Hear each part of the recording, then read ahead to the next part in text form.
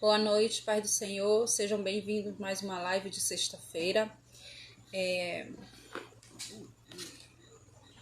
primeiro lugar, eu peço que vocês orem comigo. Vamos orar pela saúde de cada um de vocês. A gente entrou numa campanha na igreja, né, para orar, levantar um clamor a favor dos idosos, dos jovens e das crianças, né? Porque as crianças têm sido muito atacadas ultimamente, os idosos também, e os jovens, né, pelos vícios, né, pelas doutrinas estranhas, né, pelas más companhias. Então, nós levantamos uma campanha, né, a nossa pastora da igreja, e eu tô amando fazer essa campanha, porque é um alimento espiritual a mais que a gente coloca, né, nos nossos dias, para que a gente venha honrar com a palavra de Deus conforme a vontade dele, porque a gente jejua, a gente ora, a gente busca, a gente pede ao Pai, mas só quem faz é ele, né? É no tempo dele. Peço que vocês orem comigo, vamos interceder, né, pelas pessoas, pela saúde de cada um de vocês, que o Espírito de Deus esteja com vocês. Vamos lá. Senhor, nosso Deus e nosso Pai, estamos aqui diante de Ti, Senhor. Pai, eu te peço, Senhor, perdão por todas as minhas falhas, minhas transgressões, por todos os meus pecados, Senhor Deus, porque nós somos falhos, Senhor, nós somos carne, Pai. E quando nós somos direcionados pelo Teu Espírito, nós conseguimos transpor barreiras, nós conseguimos passar por obstáculos, Pai. Mas se a gente confiar na própria carne, Pai, nós sucumbimos ao pecado. Então eu peço que o Senhor me perdoe meus pecados, minhas falhas, minhas transgressões, para que eu possa estar justificada diante de Ti, para poder fazer o Teu ir, levar a Tua palavra, fazer o Teu ministério conforme aquilo que o Senhor me determinou, Pai amado, Pai querido. Pai, abençoa todas essas pessoas da live, abençoa todas essas pessoas que vão assistir, abençoe suas famílias, seus filhos, seus entes queridos, aquelas pessoas que estão precisando de cura, de libertação, aquelas pessoas que estão precisando, Senhor, de uma palavra de amor, de carinho, de afeto, Senhor, que elas encontrem, Pai, no Teu regaço, que elas encontrem no Teu colo, que elas saibam que elas podem contar contigo, que elas não estão sozinhas, Senhor, porque o Senhor, o Teu Espírito Santo está com ela, Deus amado, Deus querido. Te pedimos e te agradecemos, Pai, toma de conta dessa live, Senhor Deus, que não seja eu falando, mas que seja o Teu Espírito Santo através de mim, Pai. Eu sei, Senhor, que sou pecadora e não mereço ser usada por Ti, mas conforme a Tua vontade, conforme o sonho que o Senhor me deu.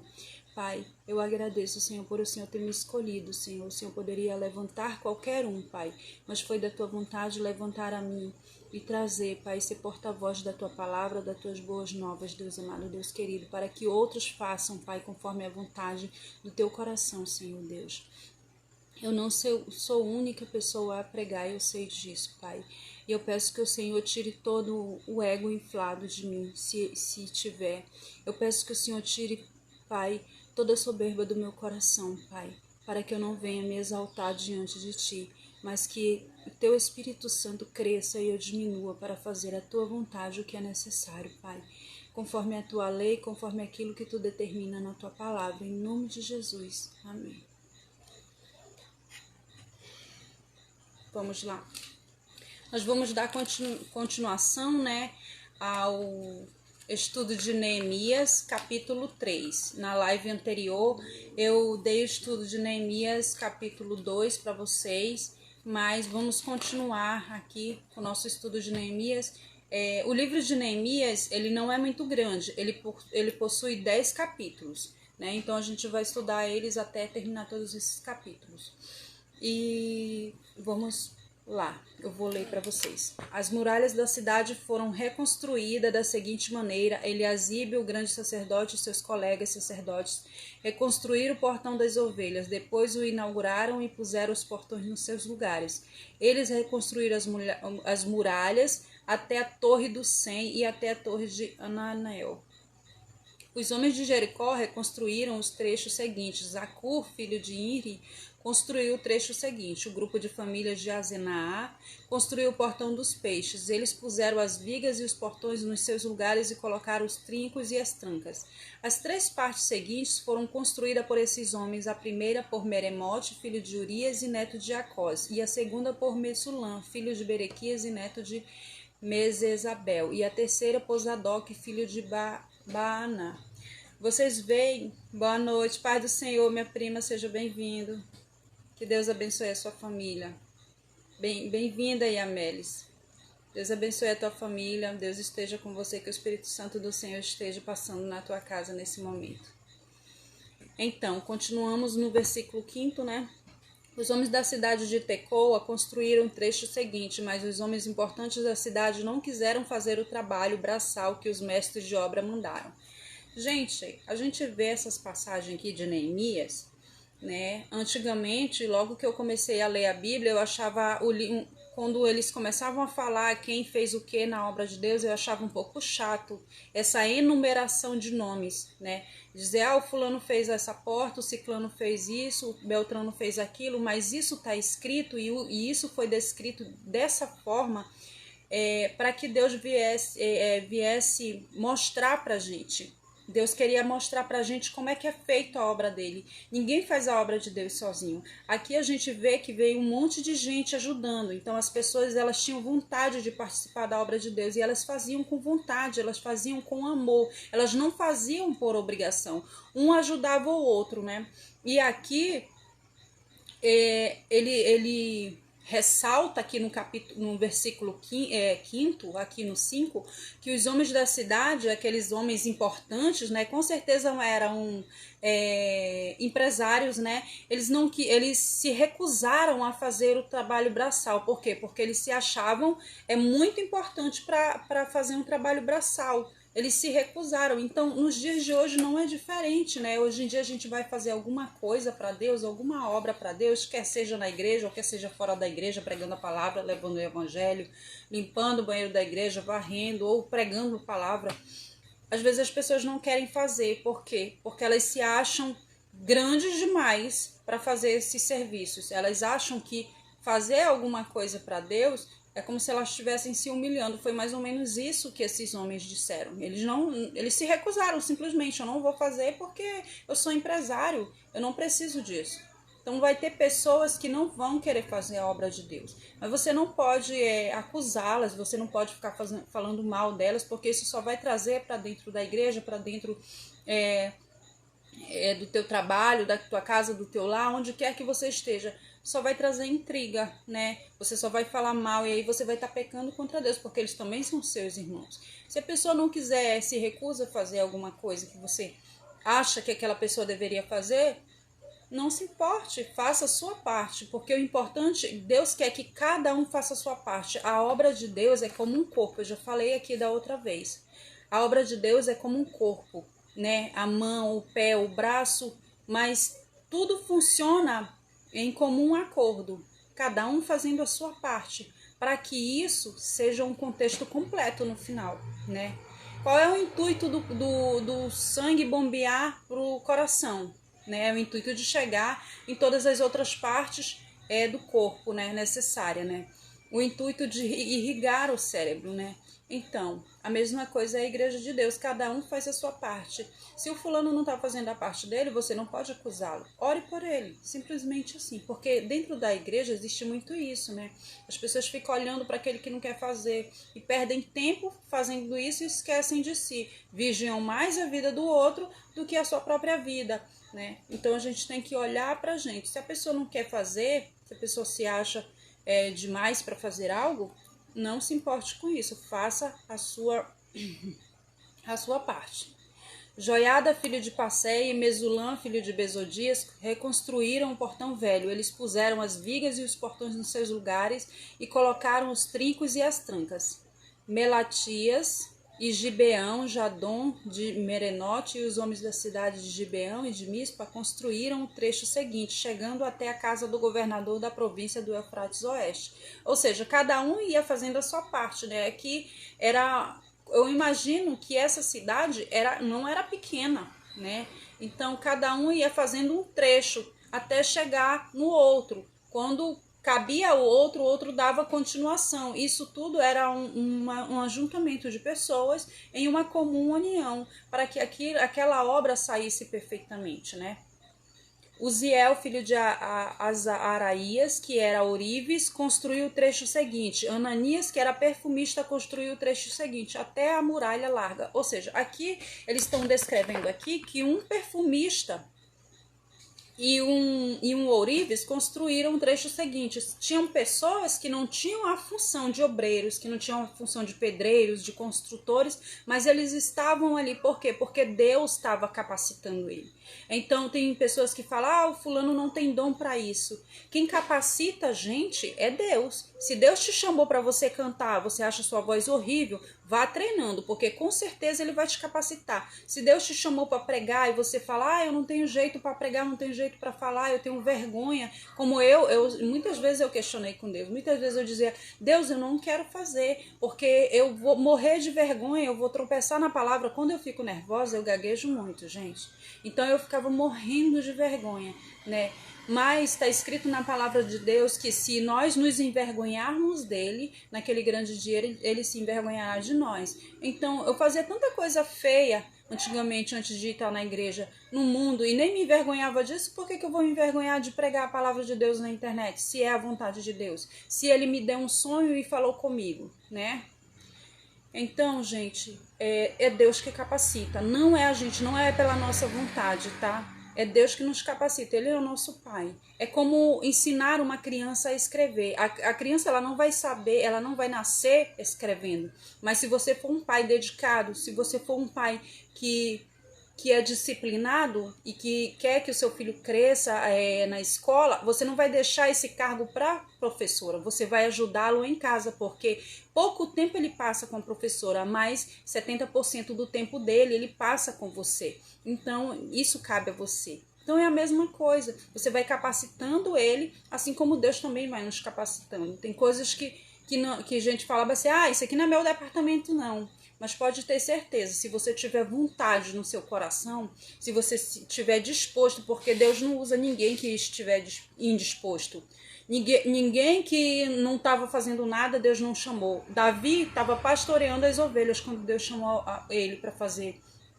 Para ser ungido rei. Por quê? Porque Deus viu que ele fazia algo, que ele tinha o coração voltado para fazer algo, que ele era solícito em fazer algo. Então seja solícito em aprender. Se você quer fazer alguma coisa, mesmo que você tenha timidez de pregar, de levar o evangelho, de falar da palavra, mas fale com Deus, fale, Senhor, me ajuda na minha oratória, me ajuda na pregação, me dê entendimento da tua palavra, porque eu sozinho não posso, porque é assim que eu faço, gente, porque eu também não tenho esse poder de persuasão, de oratória, eu não tenho uma hermenêutica perfeita, sabe? Mas Deus que capacita a gente. Continuando aqui no verso 9, Refaías, filho de U, governador da metade do distrito de Jerusalém, construiu o trecho seguinte. Gente, eu vou pedir com licença de vocês, que eu vou pegar um pouco de água, porque eu tô morrendo de sede, com licença. Volto já.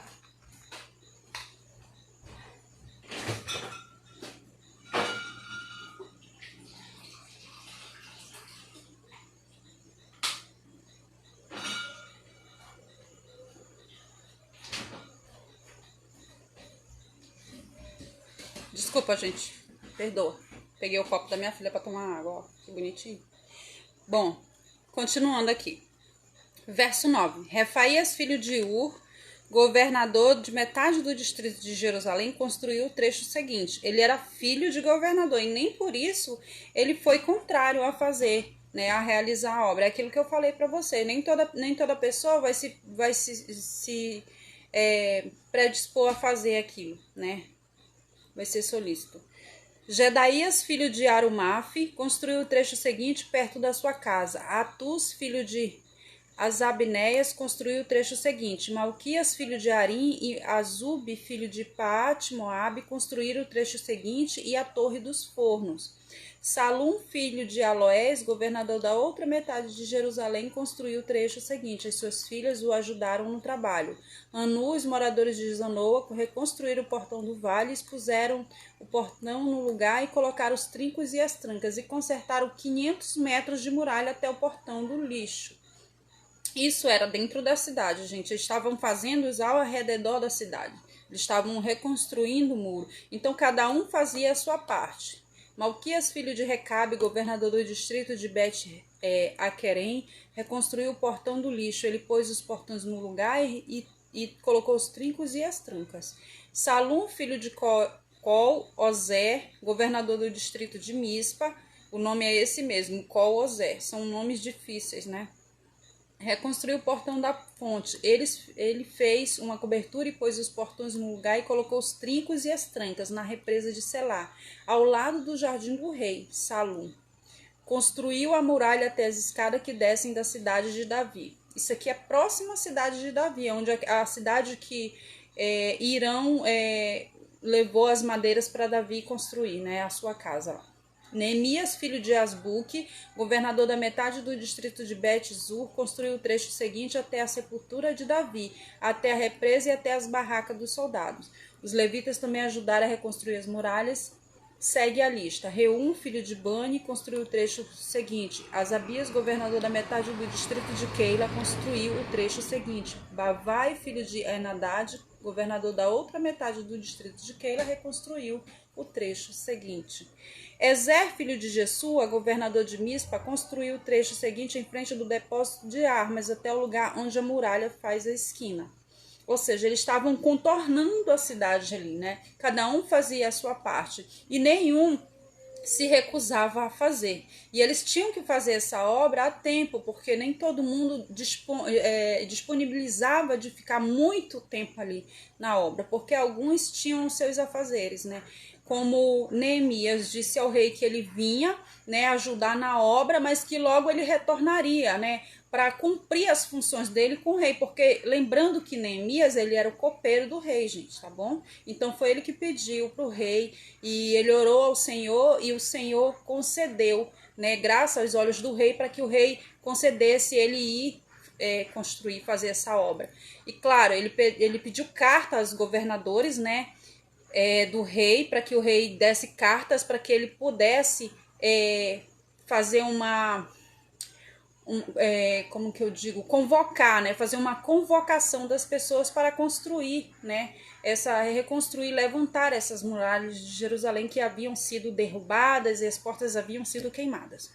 Ezer, filho de Jesua, o governador de Mispa, construiu o trecho seguinte em frente do depósito de armas. Baruque, filho de Zabai, construiu o trecho seguinte desde a esquina da muralha até a porta da casa de Eliasibe, o grande sacerdote.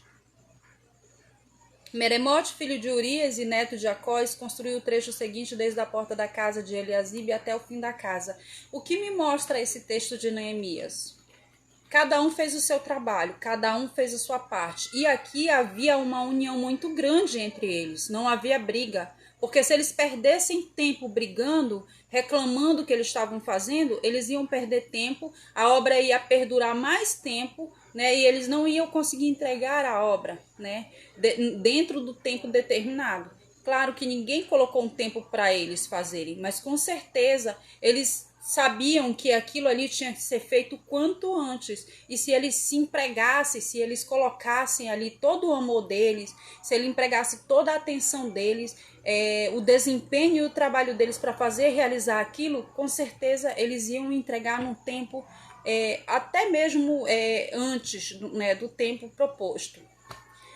Os sacerdotes também ajudaram a reconstruir as muralhas. Segue a lista deles. Os sacerdotes que moravam em redor de Jerusalém construíram o trecho seguinte. Benjamim e Azube construíram o trecho seguinte em frente às suas casas. Azarias, filho de Maacéias e neto de Ananias, construiu o trecho seguinte em frente à sua casa. Binui, filho de Enadad, construiu o trecho seguinte desde a casa de Azarias até a esquina da muralha. Palau, filho de Uzai, construiu o trecho seguinte, começando da esquina da torre do palácio de cima, perto do pátio da guarda. E Pedaías, filho de Paróis, construiu o trecho seguinte até o lugar no leste, perto do portão das águas e da torre que guarda o templo. Isso ficava perto daquela parte da cidade chamada Ofel, onde moravam os homens que trabalhavam no templo. Até aqui, gente, eles não estavam sendo incomodados. Mas lá no capítulo 4, vocês vão ver que as pessoas vão começar a se incomodar com essa obra, as pessoas vão começar a caçoar deles, a zombar deles por causa da obra, sabe? Por causa daquilo que eles estavam fazendo, dizendo que eles não iam entregar a tempo, que eles não eram capazes, né? Então, como trazendo para a nossa realidade, hoje em dia a gente está fazendo alguma coisa que a gente sabe que vai ajudar o próximo e alguém fica tirando sarro de você, fica dizendo, ah, você não vai conseguir, ah, você não serve para isso, e aí aquilo vai fazendo com que a pessoa fique triste e acabe desistindo daquilo que ela quer. Tem pessoas que são sugadoras de sonho, né? Então a gente não pode prestar atenção nessas pessoas. Nós temos que ignorar as palavras delas e simplesmente orar por elas, né? E continuar fazendo aquilo que Deus colocou no seu coração, que determinou no seu coração conforme a tua vontade. Se a tua vontade é terminar uma faculdade, lute para isso. Não importa se o fulano disse que você não serve para essa faculdade. Porque eu já ouvi muito isso, gente. Quando eu me matriculei no curso de direito, as pessoas diziam mesmo assim para mim: ai, por que você está cursando direito? Por que você não faz enfermagem, que é mais barato? Por que você não faz enfermagem, que você vai terminar em pouco tempo? Sabe? E às vezes aquilo entrou na minha cabeça e começou a me desanimar.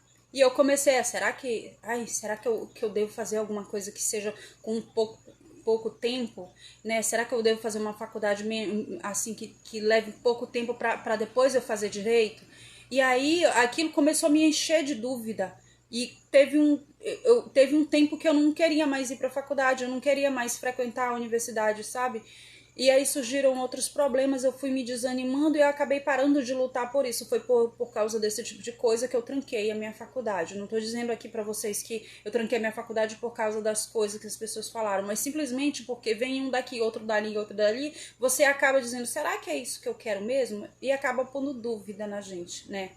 Porque o ser humano, ele tem o poder de... Lembre-se que está escrito isso na Bíblia. A tua boca tem o poder de abençoar ou de amaldiçoar. Se você vê uma pessoa que está lutando pelo seu sonho, não vá lá jogar um balde de água fria na pessoa, não. Ajude ela, levante o ego dela, o ânimo dela, o astral dela. Não bote ela para baixo, não diga, ai, por que tu tá fazendo essa faculdade? Por que não vai fazer outra? Isso aqui não serve para ti, não. Tu nem tem cara disso, sabe? Isso é feio, gente. Então... No capítulo 4, que a gente ainda não chegou em Neemias, capítulo 4, a gente ainda está no 3, vocês vão ver como as pessoas são maldosas.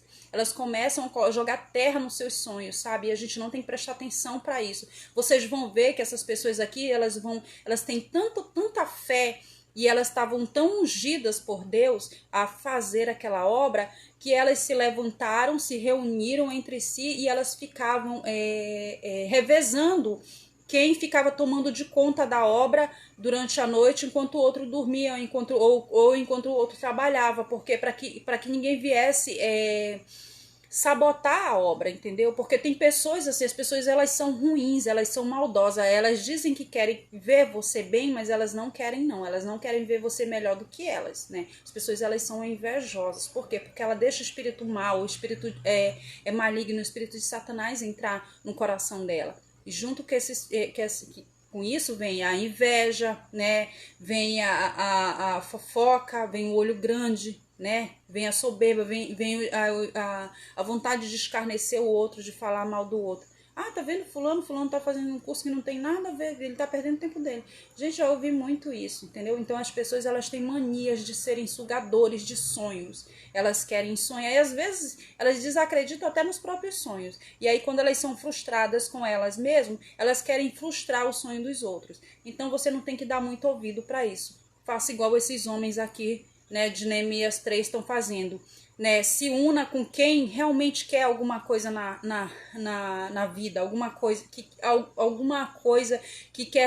quer como eu posso dizer, que quer vencer na vida, né? Se reúna com pessoas que querem crescer, não que querem te deixar para baixo, porque se você, por exemplo, está se juntando com pessoas que não têm o mesmo pensamento que você corre o risco que aquelas outras pessoas suguem os seus sonhos, né? Apague os seus sonhos, jogue um balde de água fria em cima dos seus sonhos. Então, como esses homens aqui, eu vi uma característica neles, que eles se juntaram em união para fazer esse muro aqui. E vai dar certo, eles vão conseguir entregar a obra. Por quê? Porque eles se uniram, eles determinaram, eles quiseram, né? Eles estavam ali aptos para fazer aquilo, né? E entregaram na mão de Deus, né, o conhecimento deles, para que eles viessem ser guiados pelo Espírito de Deus para fazer aquilo que Deus colocou no coração deles, né? Continuamos lá no verso 28. Um grupo de sacerdotes construiu o trecho seguinte, saindo do portão dos cavalos e continuando para o norte. Cada um deles construiu em frente da sua própria casa. Zadok, filho de Imer, construiu o trecho seguinte em frente da sua casa. Semaías, filho de Secanias, que era o guarda do portão leste, construiu o trecho seguinte. Ananias, filho de Selemias, e Anu, o sexto filho de Zalaf, construíram o trecho seguinte, e esse foi o segundo trecho que eles construíram. Mesulã, filho de Berequias, construiu o trecho seguinte em frente da sua casa.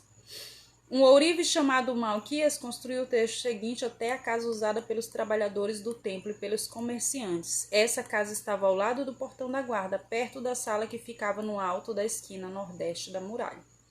Os ourives e os comerciantes construíram o último trecho da sala da esquina, até o portão das ovelhas. Aqui a gente finaliza o capítulo 3 de Neemias, tá? E amanhã, que é sábado, a gente vai pro capítulo 4, porque eu vou ficar fazendo assim. Eu vou ficar falando dos capítulos na sexta e no sábado. E aí eu tenho a semana todinha para me consagrar, para orar a Deus, para ler a palavra, para estudar em cima da palavra, o que Deus quer me falar sobre isso, para me passar para vocês, tá bom?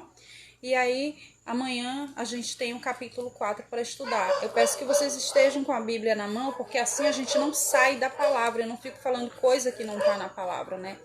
E essa comparação que eu faço entre a palavra e a nossa realidade de hoje, eu não falo de mim mesmo, gente, tá? Ai, o cachorro da vizinha, vocês me perdoem. Eu não falo de mim mesmo, tá? Antes eu oro a Deus, eu peço discernimento, eu peço sabedoria, eu peço direcionamento, porque a gente tem que ter responsabilidade com a palavra de Deus. A gente não pode falar as coisas de qualquer forma, de qualquer maneira. Eu não posso sair correndo de última hora e ficar abrindo a Bíblia em qualquer livro para me dar um estudo para vocês. Não, eu tenho que ler, eu tenho que estudar, eu tenho que meditar sobre isso, tenho que falar com Deus, eu tenho que jejuar sobre isso, para que o Espírito Santo venha agir em mim.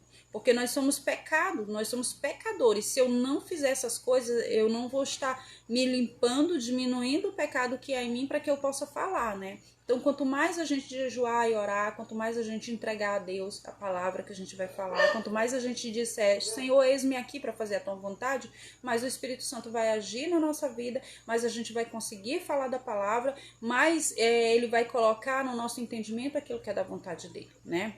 Então eu peço que vocês estudem, né? Pensem, meditem sobre isso e nunca se esqueça que quando você for fazer algo, se una com alguém, nunca faça nada sozinho. Em primeiro lugar, você tem que colocar Deus sobre todas as coisas, né? Você tem que amar Deus sobre todas as coisas e colocar Ele no centro da tua vida. E falar, Senhor, eu quero fazer isso, me ajuda, né? Me esforça. Eu não consigo, eu não tenho dinheiro, ou eu não tenho coragem, ou sei lá. Pergunte para Deus, fale com Deus, que aí Ele vai te responder, Ele vai te esforçar, Ele vai te guiar e você vai conseguir fazer, com certeza, porque comigo tem sido assim. Eu já falei para vocês que o Espírito Santo de Deus, ele é o nosso agente norteador. É como se Deus colocasse uma seta dentro da gente, uma setinha, sabe? Aquela setinha que aponta para a direção.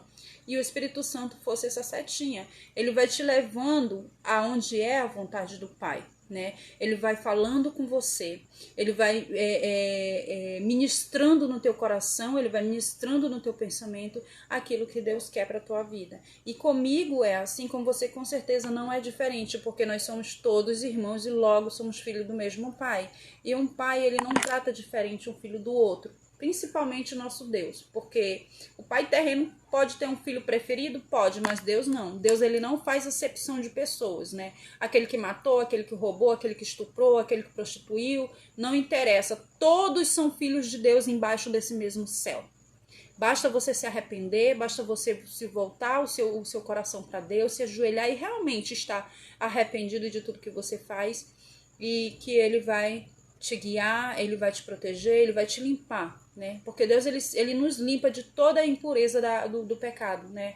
De toda a luxúria, de todo o ódio, Ele vai nos revestindo de amor, de graça, de paz, né? De liberação, de perdão, longanimidade, domínio próprio, alegria, a alegria que o mundo não dá. Porque a alegria do Espírito Santo é uma coisa extraordinária quando você consegue sentir. Sabe? Você pode estar no meio do caos, mas quando você tem a alegria do Espírito Santo, quando você tem a alma lavada, que você não tem mais nenhuma ferida da alma, você tem a alegria do Espírito Santo, você consegue ver coisas assim que eu não consigo mensurar aqui para vocês. É tão lindo que vocês precisam passar por essa experiência. Por isso que eu prego a palavra do Senhor.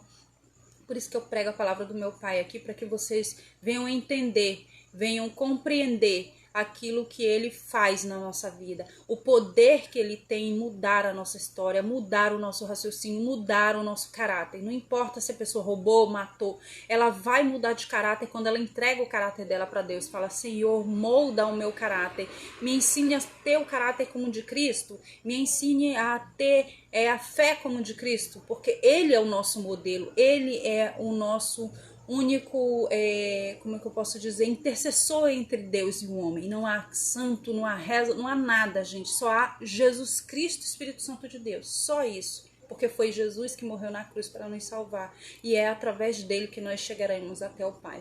E ele fala na palavra: ninguém vem ao Pai senão por mim. Né? Não existe outra forma de ir a Deus. Né? Então fale com Jesus Cristo. Queira ter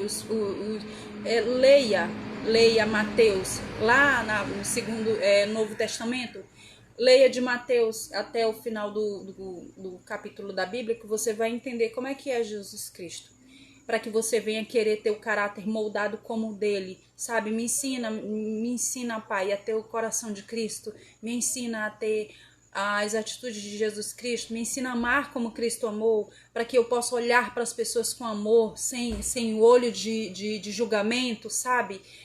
Sem olho de apontamento, de estar apontando o defeito do outro. Antes de eu apontar, eu tenho que ver quem é o outro, eu tenho que ver realmente a essência do outro, a alma do outro. Eu tenho que amar o outro como eu amo a mim mesmo, porque o maior mandamento de Deus é amar a Deus sobre todas as coisas e depois é amar o teu próximo como a ti mesmo. Esse é um dos maiores mandamentos de Deus. Então, paz do Senhor, que o Senhor esteja com todos vocês. Amo vocês em Cristo Jesus, que vocês fiquem com Deus até amanhã, se Deus assim permitir. Amém.